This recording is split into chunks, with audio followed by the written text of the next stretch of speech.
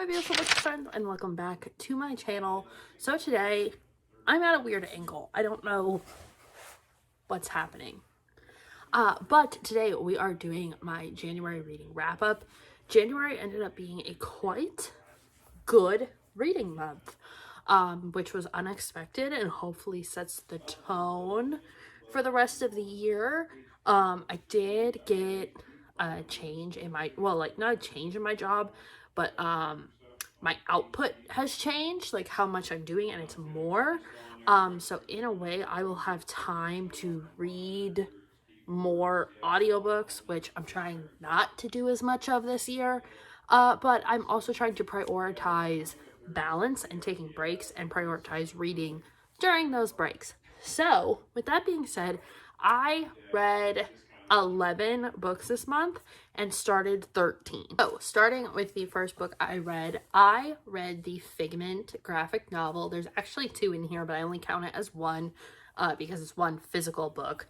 So this is basically just about the ride journey into imagination, but flipped on its head to be that the Imagination Institute, which is where you ride through in the ride, is an actual school, and it starts like way back in this kind of steampunky age and then changes into the more modern one that we see in Epcot. And basically imagination is dying, and it's kind of just talks about how like all that happens in innovation right now is we just improve upon what we already have. There's not a lot of new inventions coming out that are like brand new, never been done before, nothing ever seen like them. This book, they investigate that a little bit, and there's like it talks about self-doubt. Like these are some of the things in here, like this shadowy guy is like self-doubt and how that is the like enemy of imagination.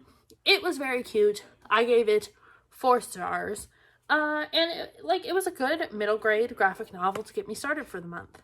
The next book that I finally finished after starting it at the end of last year is Pandora Gets Vain, and I don't have it anymore because I posted it on Pango and someone actually already bought it. They bought the whole set of books I had because I decided that I was going to DNF this series. So far, it's the only series that I have done this with. But, you know, more to come, I'm sure. So I gave this book 2.5 stars. I just realized that the first one was more well written than this one. This one really focused on, they were going to Egypt to try and get the, I guess, not really sin, but like plague of the world that is vanity. And in doing so, they run into like this circus and Cleopatra and all this stuff, right? But before we get there, they're traveling across, and the travel took so long. Like, I felt like this could have been a 200-page book. It took forever to get to where we need to go in this book, and it's a middle grade. I feel like middle grade students would get disinterested in this book. So I finished it. I completed it because I only had a few pages left, finished it, and sent it off to a new owner who will hopefully love it. So 2.5 stars for that book. But if I was young, if I had like continued reading it when I was younger, I may have liked it more. But yeah, it was not a big fan. So the next 2 books that I want to talk about are actually ones that I started, I haven't finished yet, and I'm not going to finish in the next 2 days. But if I do, I kind of already know my rating. So I have one more short story in this Nancy Drew bind up of 3 short stories. Miss Drew and I are just, we're not meshing right now. I think part of it's because I ended up reading like a lot of mysteries and focusing. I feel like I had to focus on a bunch of mysteries for work for some reason. Something was happening that there was just a ton of mystery thriller buzzing around my brain. And so this got put on the back burner for more exciting stories. And then once I finished and was kind of out of my mood, well, I didn't read the 3rd one. So I only have like 130 pages left, and I'm really going to try and finish it between tonight, tomorrow, and the 31st. And if I do, I would say this is probably going to be about a 3.5 star, just because my intrigue is a little bit low and the characters aren't always super great in these. So that's why I'm giving it as of now. If that changes, I'll leave it down in the comments. The next one is Kingdom of the Curse. I had started this and I'm annotating it. So of course it's taking me a little bit longer to get through than the first time I read it, but I am on page 96. I still love it. I just want to get, like, because I know what happens, I want to get to the part, like, the good, juicy parts that I know are coming. However, I can't do that because I have to read the rest of it to annotate it. And I don't have to do that, but I'm going to. So this is my next project, and I'm hoping to finish this within the first week of February. So back to the stuff I finished. The next one was one that I wasn't even planning on picking up, but it was in the library, it was short, and it was a mystery, and that was A Study in Charlotte by Brittany Calvaro. I read Hello Girls, did not like it. I've shipped it off to a new home. Someone else has it. Now, she wrote that with Emily Henry, who I also like as an author. Together, I think that their YA kind of thriller thing wasn't for me. This was, though. I really liked that it was Sherlock and Watson, but younger. It had a lot of rich people drama. They're at this academy, so there's some dark academia there. There's murder that's connected to the original Sherlock stories. So basically we're living in a world where the Sherlock stories were true, that Watson wrote, like, they were all true, and the families had a big falling out and haven't talked, and now the kids are coming back together. So this is the first in the series. I'm going to continue on, and I actually gave this 4 stars with how well it was written. I think it was perfectly dry. There's some talk about addiction in here. Yeah, and it's all around pretty good. Then I listened to 3 audiobooks back to back to back. I listened to Fairest of It All, The Beast Within, and Poor Unfortunate Souls, which are all by Serena Valentino, who does the Disney Villain series. I think there's 10 of those books now, and I do have the Maleficent one, but that's book number 4, and I started that last year without realizing that it's an actual series that is connected. So all the villains live in the same world as this. They all come together, they all interact, and there's an overarching force called the Odd Sisters that are actually influencing everything. So, a very cool concept. I very much enjoy it. Serena Valentino has not done a Twisted Tale yet. I had to verify that. But she does write a lot of Disney twisted books like that. Fairest of Them All was a 4-star for me. It was very good. I think it gave some interesting backstory to the evil queen that we kind of already had from the original Snow White, but added a lot more depth to that story about how she became evil, and then skipped over the part that the original movie follows, which I really liked, because we already know that. It's been told 600 times. I don't need to hear it again. You know what I mean? Then the same thing was with The Beast Within, except I gave that 3.5 stars just because there were some points where I got a little bit bored. But, you know, we don't have as much of the love story with Belle. It's more so the Beast. It's more so these external things going on and deals being made and, like, shifty alleys and stuff. Super cool. Very much enjoyed it. And then Poor Unfortunate Soul was the same thing. I just felt like these two were a little shorter than The Evil Queen, which I'm pretty sure they were, even in, like, listening length. So page count obviously is shorter. And I felt like it could have been a little bit longer. So other than that, those went from 4 stars to 3.5 stars respectively. And I'm going to keep going with the series. I actually have the Maleficent one set up on my February TBR. And then the rest of them, for now, until I can get them physically, I can actually access through the library. Next, we have another graphic novel. I showed this in my last haul of 2022. This is or maybe the first one of 2023. Yeah, first one 2023. This is Poison Ivy Thorns. This is a YA graphic novel starring Poison Ivy.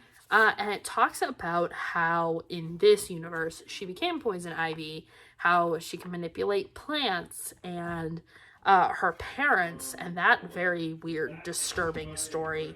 I definitely would say this is not for middle grade YA. This is definitely like high school YA. There is some mentions of SA in here.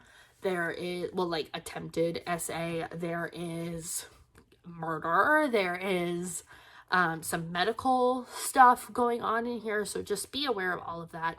Overall, I thought it was a really fun story. It was a very different look at Poison Ivy because I think we're used to seeing her with Harley Quinn, where she's very sexualized, and then also with Batman, where she's very sexualized. So in this one, she's kind of taking that power back and learning to use her powers, and also running away from the cops. So it's very entertaining. It's a very quick read. This whole series is a very quick read. So yeah, I enjoyed this, and I think I gave this 4 stars. This was actually 3 stars. Thought that there's a friendship / romance in here that became very, like, it was confessed and then there was no follow-up to it, and then all of a sudden they were together. It was very weird. It was kind of jarring, especially with everything else going on. I feel like it could have been done differently. Other than that, it was good. We have a series that I finished, which I'm so excited because I'm trying to finish as many series as possible this year, and that is The Nobleman's Guide to Scandal and Shipwreck. I talked about this one a lot because I was very excited for it, and that's why I picked it up even though it wasn't on my TBR. This is about the little brother, which is who I thought it was, in The Gentleman's Guide to Vice and Virtue and The Lady's Guide to Petticoats and Piracy. So this is the baby. And now he is 20, I think. So it's been 20 years since the first 2 books, basically. And this is Adrian. He is engaged to, like, this very radical feminist for the time, and he loves her for that. He's going against his father, who is also Percy and Felicity, or not Percy, Monty and Felicity's father, who's his dad, obviously. Their mother has died. There's some mystery surrounding how she's died, but he suffers with, like, debilitating anxiety. And I have never read better representation of what it's like to have anxiety in my life, where sometimes you can be really functional, and then other days you get these thoughts that just won't let go, and you realize other people don't worry about the things you worry about, and you start to feel very inadequate. I fell in love with this. I love Adrian. He's a sympathetic character. He's someone you just want to grab and be like, yes, I understand you, because no one else does. And this one is very thick, but it was very good. I listened to it on audio because I love the voices that do these books. And Mackenzie Lee is becoming an author that I am just going to continually buy from, because on February 7th, she has a book coming out. I'm literally trying so hard not to go to Barnes & Noble, because the 31st, the final decision comes out, which y'all know I'm gonna pick up because I love my Dreamland Billionaires. But she's coming out with another book with Marvel. She's done like a Loki one and a Nebula and Gamora one, which I haven't picked up, so I want to get those now. But she's coming out with a Winter Soldier one. Say no more. Bucky Barnes, baby, I'm there. Like, hello. Yes, absolutely. I love Sebastian Stan. That's who I'm going to picture as Bucky, even if he's described otherwise. And I know Steve Rogers isn't really in it. Don't really care. It's Bucky Barnes. Give me the Winter Soldier. Please and thank you. This was 4 stars. We have some comics. I went in on comics this month. So I read the 3rd installment of Wonder Woman and Superman. I just started this series last year, and I've really been enjoying it as a series. I have a bunch more to pick up of these, but I really like them. This one was very short compared to other ones, but we got a whole lot of Wonder Woman and Superman fighting, and just there's so much went on. I can't really talk about it because it's spoilers for other ones, but I recommend, if you are a comic book fan, picking these up, because there's a lot of things that if you are a DC fan, you've read other DC comics, you'll know kind of what they're talking about without having to go back and read like a whole collection of things. But yeah, super good. Love it. And I love this cover art. 4 stars. And then I got to this comic here. This is Wonder Woman Odyssey. This is part of a duology. So very small series in the comic book world. I read the first one, I don't know how many years ago now. Could not find the second one for the life of me. Found it on Amazon one day, picked it up used. It's in really good shape. But now it's super hard to find these. So if you're very interested in Wonder Woman collecting, I recommend this. They're very good. Hard to find, but the story's good. And I can't really tell you about it because a lot of this is wrapping up what happened in the second one. But we get a lot of lore about the Amazons in this one and a multiverse. Superman, Wonder Woman, and The Nobleman's Guide are both 4.5 stars. Last one, which was still a 5-star read for me, was The Heart Forger. I decided I wanted to reread this, and I talked about it in my TBR. I was picking it up and not annotating it, just rereading it. I listened to it on audio, and I forgot how amazing this book is. I'm so happy I picked it up because I'm in a mood to read now because of this book. First of all, Rin Chapeko is one of my favorite authors, hands down. No doubt in my mind. We are following the Bard talking to Tia about her story. We're continuing right where the last one left. We have the Deva, we have the fighting, we have the fantasy amazingness. This is where we start getting into a lot of the romance in here that like was hinted at in the first book, and you want to know who she's with, and you find that out within like the first 3 pages of this book. But it is so good. It moves so fast for being a 500-page book and like a 13-hour audiobook. Truly amazing. Love it. Rin Chapeko has my heart and soul, and I will be reading The Shadow Glass as soon as possible. But that is it.